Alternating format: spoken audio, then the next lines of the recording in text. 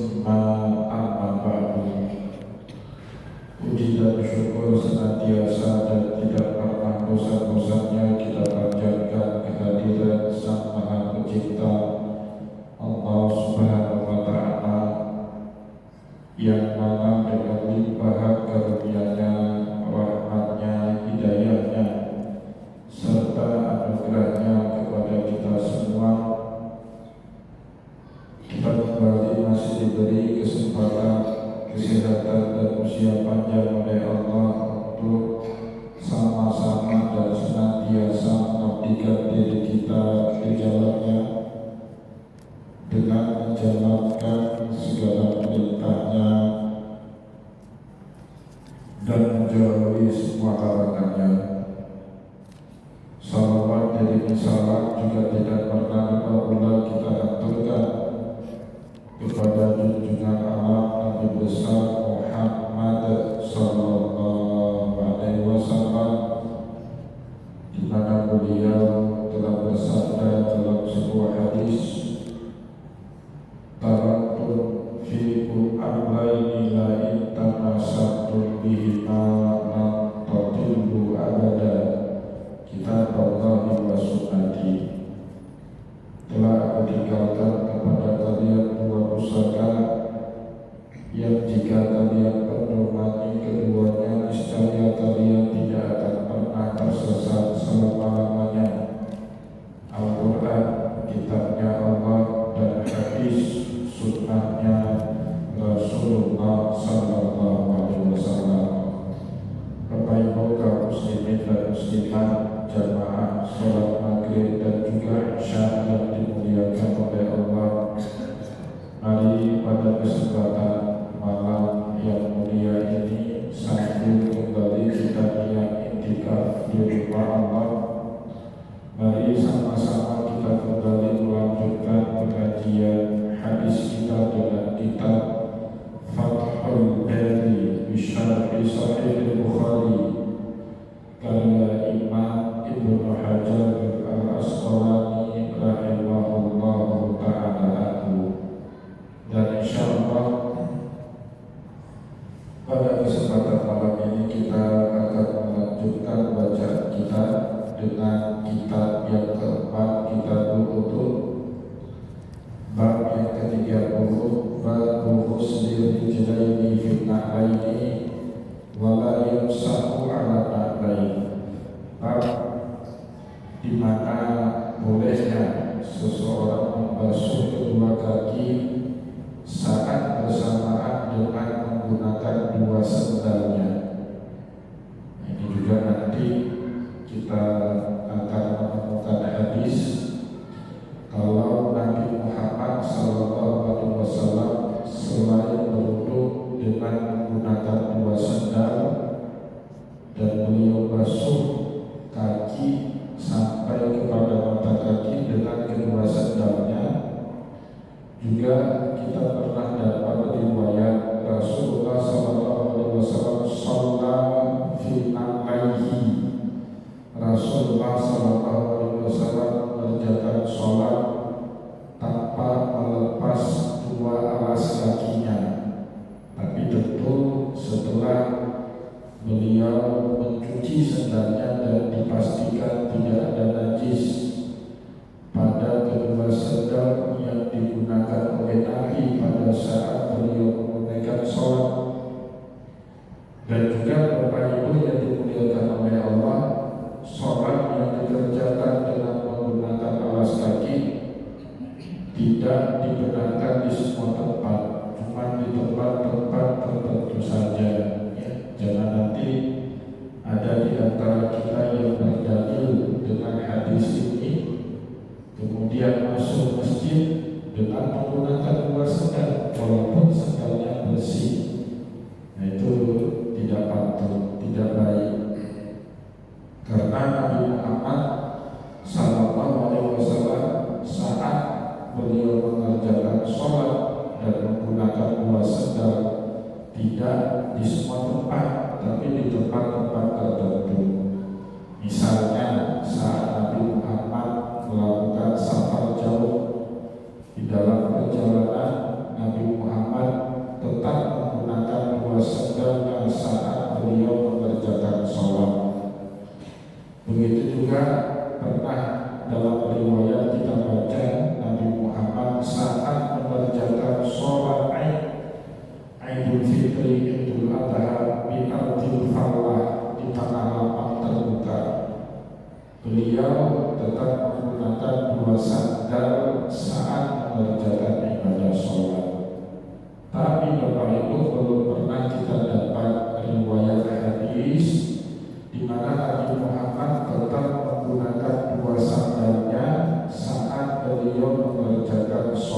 di masjid.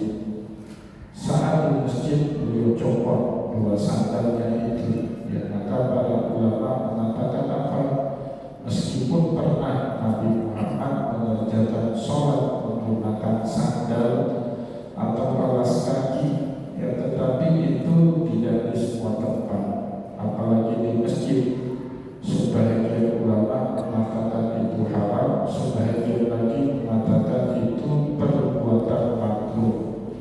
Walaupun tidak haram, tapi setidaknya itu perbuatan makruh.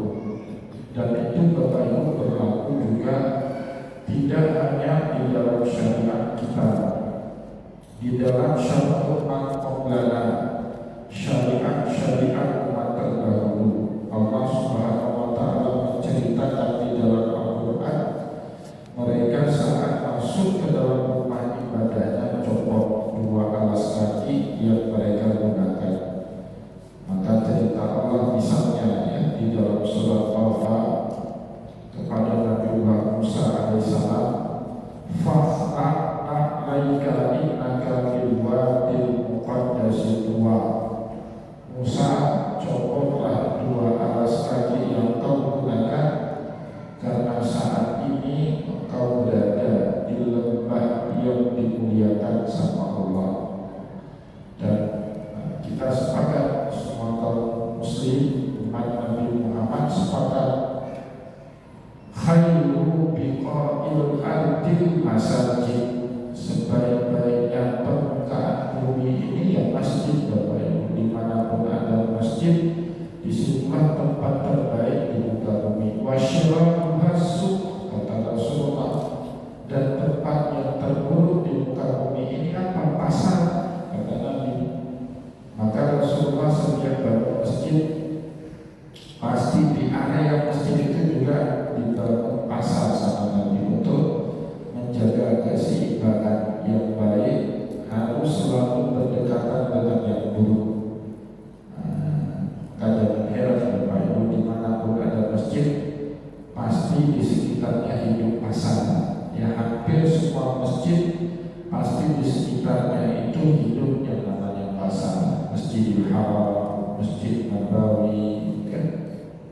Masjid Raya Baitur Rahman, itu kan sekitarnya pusat perdagangan pasar. Memang seperti itu dulu rancang yang dilakukan oleh Nabi Muhammad SAW.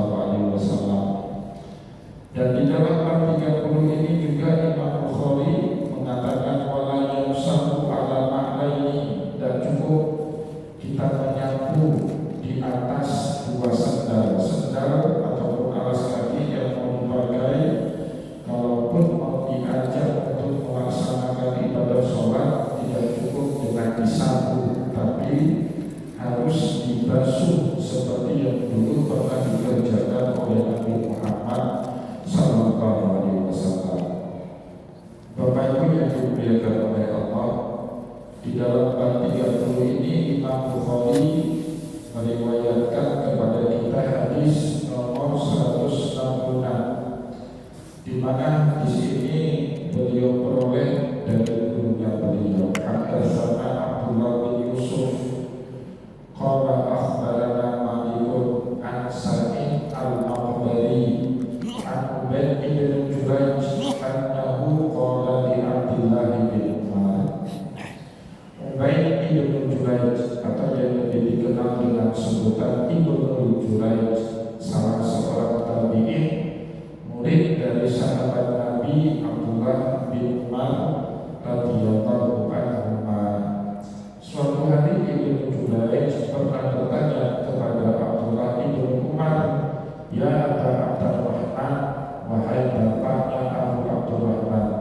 Karena Abdullah bin Umar ini punya putra pertama bernama Abdurrahman, maka beliau dikuniakan dengan nama anak putra tertuanya, yaitu Abdurrahman. Ya. Ibnu Jurayj menyapa gurunya Abdullah bin Umar dengan sapaan, ya Aba Abdurrahman, wahai bapaknya Abdurrahman, ra'aituka tasna'u arba'an lam ara ahadan min ashabika yasna'uha. Wahai Abdullah bin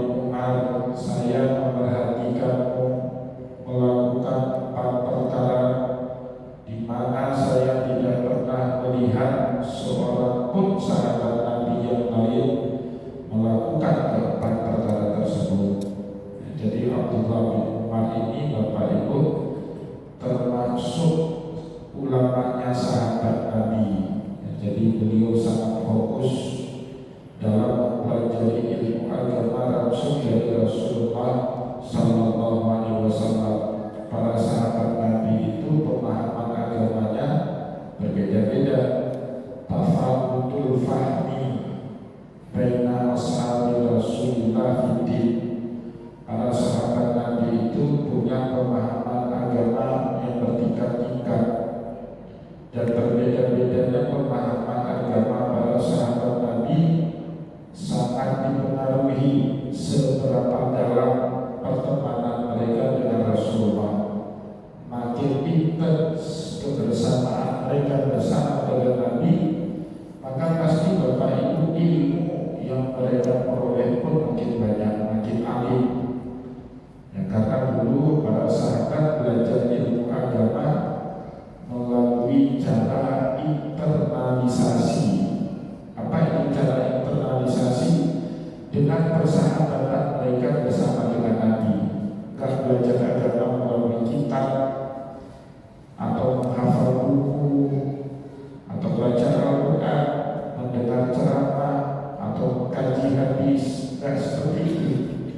Kalau kita di zaman sekarang, kita banyak baca kitab hadis, baca kitab fikih, baca kitab tasawuf, ikut talaki dengan para ulama, dengar ceramah-ceramah pengajian. Dulu para sahabat tak punya media-media itu, Bapak Ibu. Jadi satu-satunya sumber pengetahuan mereka terhadap agama murni Rasulullah SAW. Sedangkan para sahabat ini dengan berbagai kesibukan dan aktivitas harian mereka, tidak semua mereka bisa selalu bersama dengan Nabi. Hanyalah sahabat yang punya hubungan intens dengan Rasulullah, itulah mereka yang punya pemahaman yang dalam di dalam agama dibandingkan sahabat-sahabat Nabi yang lain. Jarang kita dengar, Bapak Ibu, orang seperti Zubair bin Awwam, Sa'ad bin Abi Waqqas meriwayatkan hadis atau sekedar ditanyai pendapat mereka tentang agama. Padahal Zubair bin Awwam termasuk as-sabiqun al-awwalun, orang yang paling awal masuk Islam, dan termasuk al-asyraf wasyiruna bil jannah, 10 orang yang dijamin sama Allah masuk surga. Tapi beliau jarang memberikan fatwa. Kenapa? Zubair bin Awwam itu tokoh besar, ya, kesibukannya sangat tinggi, selain juga seorang pedagang sukses. Maka beliau jarang punya waktu untuk selalu bersama dengan Nabi. Bandingkan orang-orang seperti Abu Hurairah yang Islamnya bersama Nabi cuma sekitar 3-4 tahun saja. Tapi dalam 3-4 tahun Abu Hurairah itu selalu melekat bersama dengan Rasulullah. Atau Anas bin Malik, saat Nabi datang ke kota Madinah, usia dia baru sekisar 9 tahunan, tapi menjadi khodamnya Nabi, asistennya Nabi. Kemana ada Nabi, di situ ada Anas bin Malik. Maka jangan heran, pandangan-pandangan agama itu banyak sekali diriwayatkan kepada kita oleh Anas bin Malik. Jadi Bapak Ibu yang dimuliakan oleh Allah, maka jangan heran kalau ada tabi'in yang bertanya kepada sahabat seperti Abdullah bin Umar, "Ra'aituka tasna'u arba'an lam ara ahadan min ashabika yasna'uha." Aku memperhatikan dirimu melakukan 4 perkara yang tidak pernah 4 perkara itu dilakukan oleh siapapun sahabat Nabi Muhammad yang lain. Bapak Ibu yang dimuliakan oleh Allah, Abdullah bin Umar setengah kaget saat ditanyai oleh Ibnu Jurayj dengan pertanyaan demikian. Maka Abdullah bin Umar pun kemudian bertanya, "Wa ma hiya ya Ibnu Jurayj?" Apa 4 perkara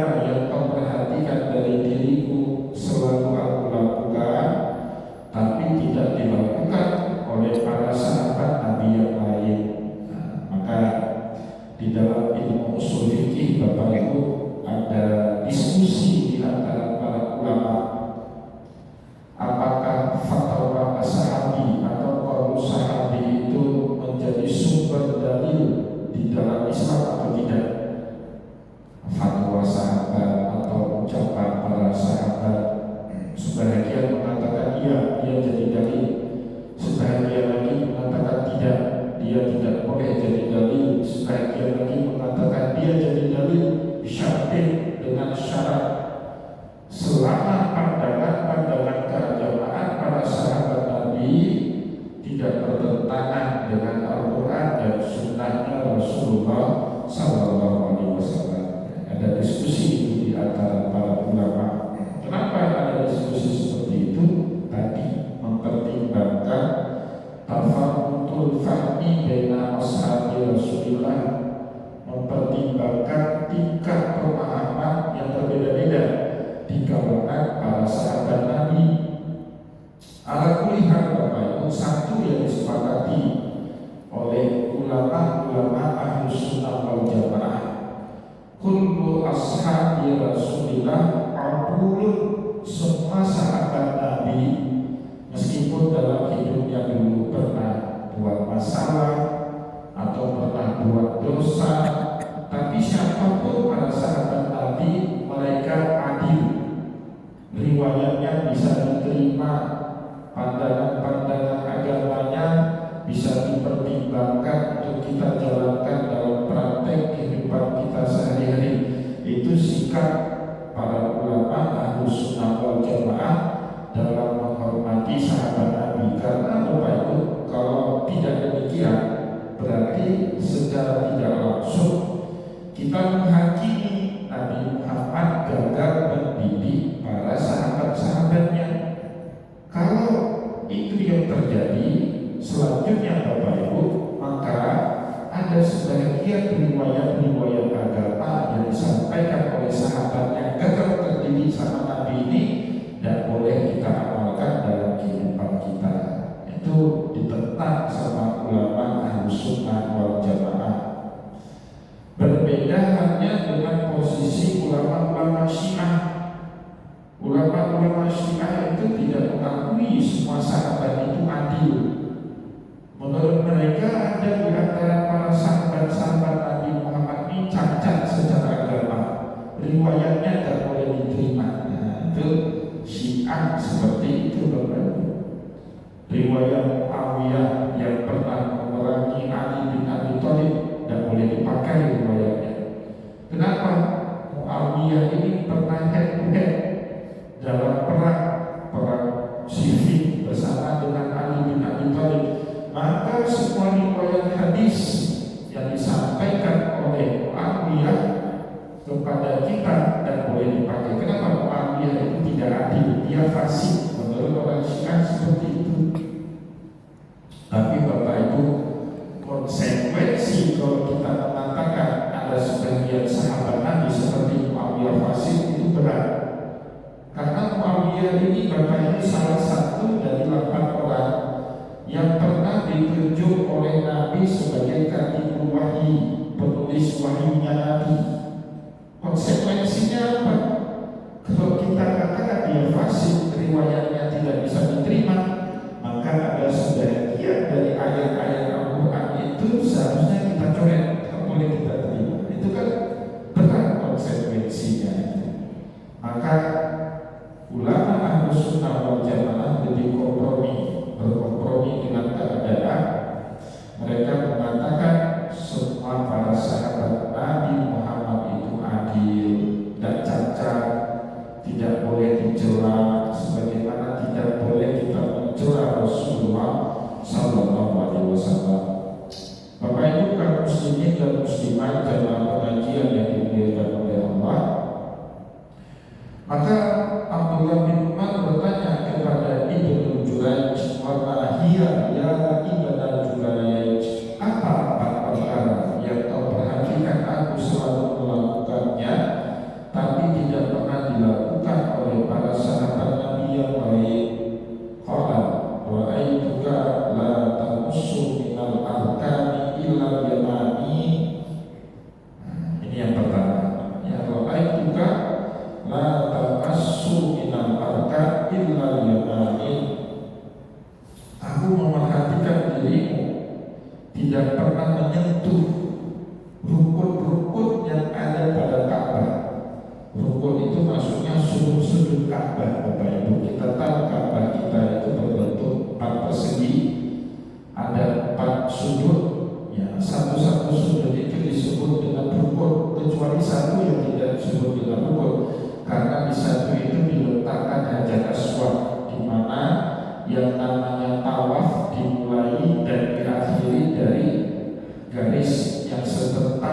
Hajar Aswad.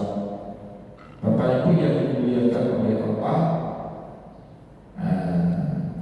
para sahabat Nabi, sebagian, bukan semua sahabat Nabi tentunya, sahabat-sahabat Nabi tertentu dulu pada saat mereka melakukan tawaf, apakah itu tawaf haji, namanya tawaf ifadah, atau tawaf umrah, atau tawaf sunnah yang lain. Karena yang namanya tawaf itu tidak mesti harus berihram, tidak harus kita berhaji atau berumrah terlebih dahulu. Sehari-hari pun kita bisa tawaf, pakai baju biasa pun bisa tawaf. Bahkan masuk Masjidil Haram tidak ada yang namanya sholat tahiyatul masjid.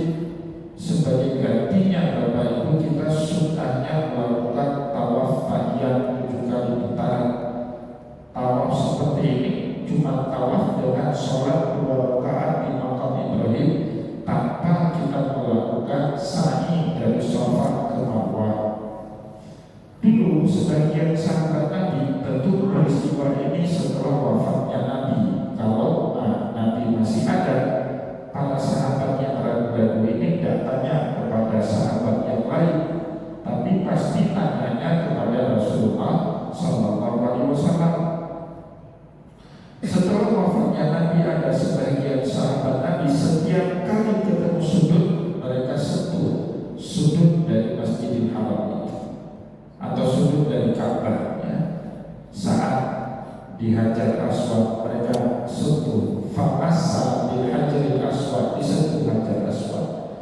Kemudian beberapa langkah setelah Hajar Aswad itu namanya rukun Iraqi, mereka sentuh lagi rukun Iraqi.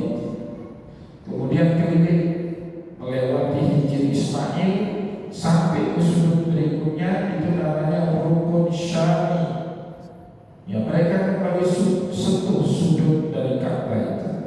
Kemudian yang terakhir pada saat rukun Yamani, sebelum kembali ke Hajar Aswad, mereka kembali mengusap, ya, rukun Yamani tersebut, dan seperti itu terus sampai tawaf selesai 7 putaran. Tapi Ibnu Jurayj tidak pernah melihat Abdullah bin Umar melakukan praktek yang sedemikian rupa. Dan Abdullah bin Umar Bapak Ibu termasuk sahabat Nabi yang memutuskan untuk kembali ke kota Mekah setelah wafatnya Rasulullah. Nah, jadi setelah Nabi wafat, Abdullah bin Umar ini tidak lagi tinggal di Madinah, tinggalnya itu di kota Mekah. Ya, berpisah dia dengan bapaknya. Umar bin Khattab menetap di kota Madinah sampai akhir hayatnya, bahkan dikubur di samping kuburannya Nabi di Raudhah. Tapi Abdullah bin Umar tidak menetap beliau di kota Mekah, di kota Madinah, balik beliau. Nah, jadi para sahabat Nabi itu Bapak Ibu banyak bertebaran setelah Rasulullah wafat.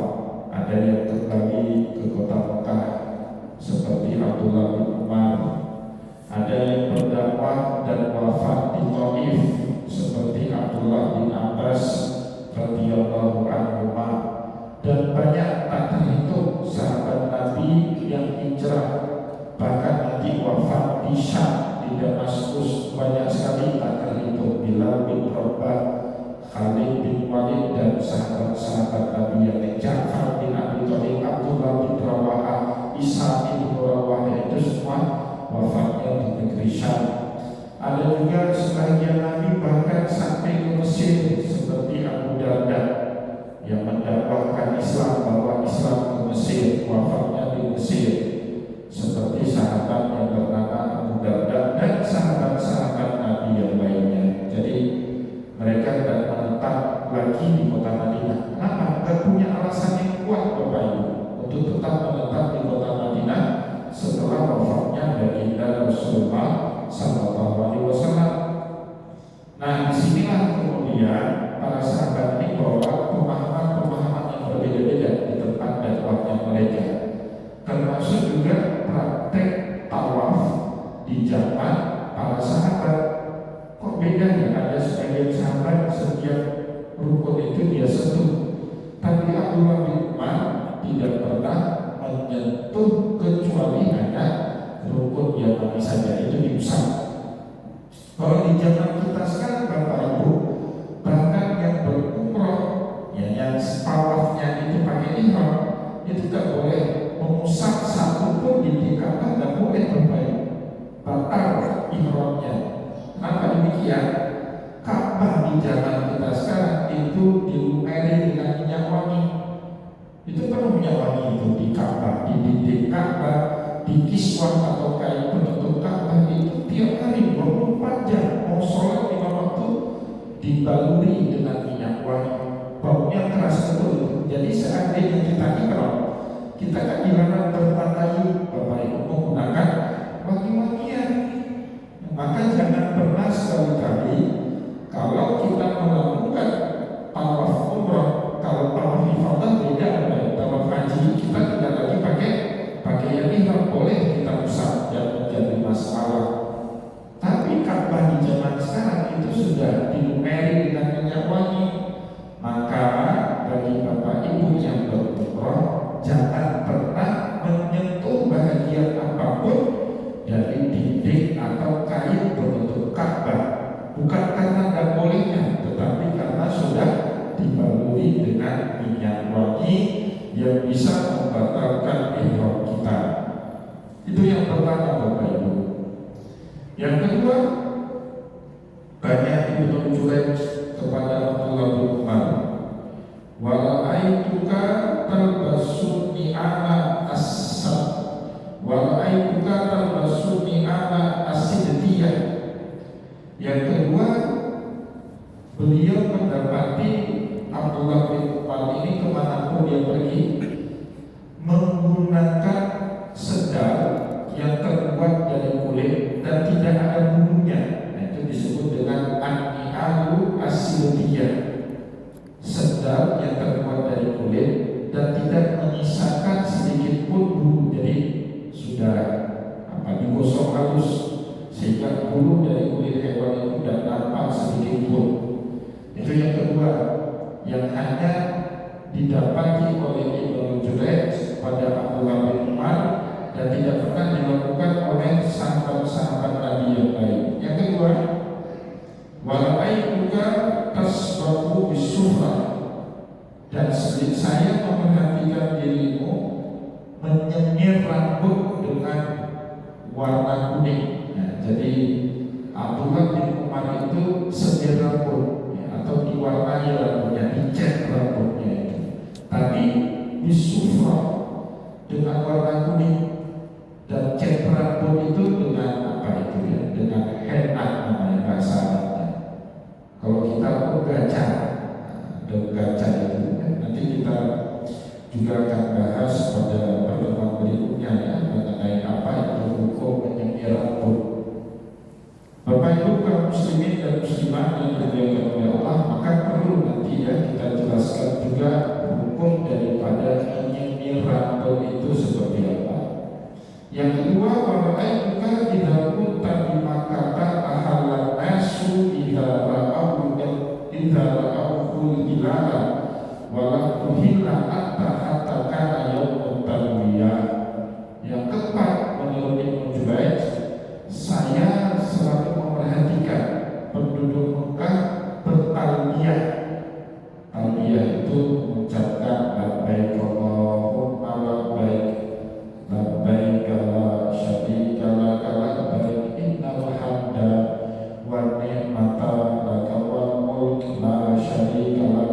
Kalau sekarang kan Bapak Ibu itu kalimat identik untuk pelaksanaan ibadah haji dan umrah.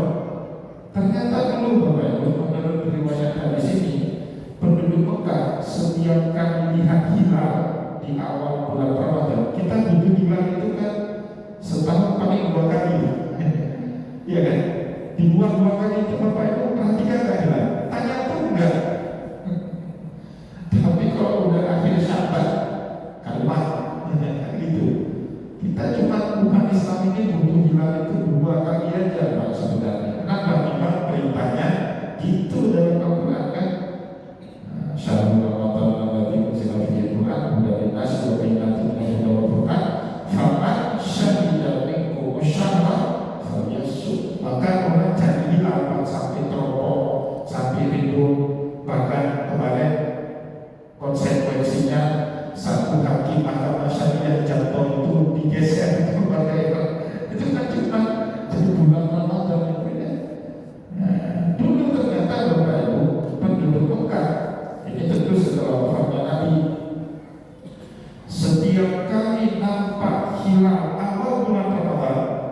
Jadi akhir Sya'ban maghrib nampak hilal, ya, malam itu sebelum sholat tarawih mereka selalu bertalbiyah, labbaik Allahumma labbaik labbaik la syarika lak labbaik. Sudah kayak musim haji, innal hamda wa ni'mata laka wal mulk la syarika lak.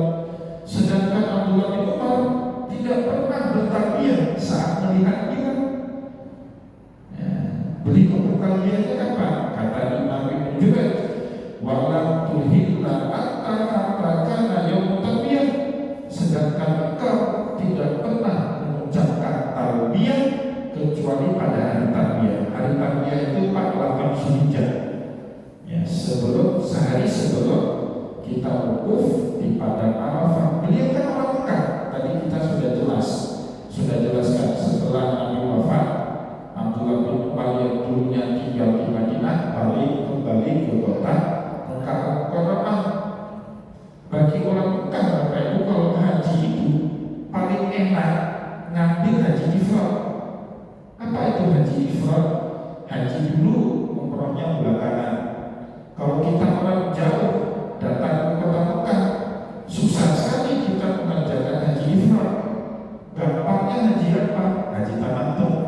Haji tamattu sambil kita ke kota Mekah umrah dulu. Setelah selesai umrah, tahammul copot pakaian ihram. Tunggu tanggal 8 Zulhijjah. Masuk tanggal 8 Zulhijjah, pakai lagi baju ihram, bermikot dari tempat tinggal kita di kota Madinah, di kota Mekah, dan kemudian kita menuju, kalau sekarang langsung kita menuju kepada Arafah. Dulu Nabi dan para sahabat Nabi setiap musim haji, kalau tanggal 8 Zulhijjah mereka berihram dari rumah mereka masing-masing di kota Mekah, dan kemudian mereka pergi pertama sekali mabit di Mina. Nah, itu namanya tarbiyah. Nah, itu yang disebut dengan tarbiyah. Mabit dulu di Mina, ya 1 malam. Kemudian besok paginya 9 Zulhijjah berangkat dari Mina menuju ke Arafah, wukuf di padang Arafah. Setelah wukuf di padang Arafah, setelah matahari tanggal 9 Zulhijjah berangkat. Itu yang dimaksud dalam Al-Quran, fa'idha afattum min arafatin fadhkurullaha indal masy'aril haram. Berangkat kalau sudah tenggelam matahari, langit sudah gelap, berangkat tinggalkan Arafah menuju Masy'aril Haram. Apa itu Masy'aril Haram? Musdalifah. Malam itu mabit di Musdalifah sampai muntasiful lail, sampai sudah lewat setengah malam paling minimal. Tapi dulu Nabi Muhammad sampai menjelang subuh. Beliau sholat subuh di Musdalifah, berangkat bertolak dari Musdalifah menjelang syuruk, lontar jomrah di Mina. Ya, lontar jomrah di Mina karena tanggal 10 Zulhijjah satu saja yang dilontar sama Nabi, namanya jomrah Aqabah. Kemudian Rasulullah bertahallul. Setelah bertahallul, Nabi Muhammad balik ke kota Mekah untuk melakukan tawaf ifadah dan sa'i. Tahallul kubra sudah selesai, balik lagi Nabi Muhammad ke Mina. Itu akan bermabit, ambil nafar awal atau juga ambil nafar sani sampai selesai hari tasyrik. Sampai kalau nafar awal sampai tanggal 12, kalau nafar sani sampai tanggal 13 hari tasyrik atau 13 Zulhijjah. Nah, di dalam itu Rasulullah bertalbiyah. Dulu setelah wafat Nabi pernah ada praktek talbiyahnya setiap kali lihat hilal bulan Ramadan. Sedangkan Abdullah bin Umar tidak pernah bertalbiyah kecuali kalau sudah masuk hari talbiyah atau tanggal 8 Zulhijjah. Bapak Ibu kaum muslimin dan muslimat, jamaah pengajian yang dimuliakan oleh Allah, kita cukupkan dulu ya bacaan kita pada kesempatan malam ini. Insyaallah pada pertemuan yang akan datang kita akan dengar sama-sama jawaban dari Abdullah bin Umar bin Khattab radhiyallahu anhu terhadap 4 perkara yang ditanyakan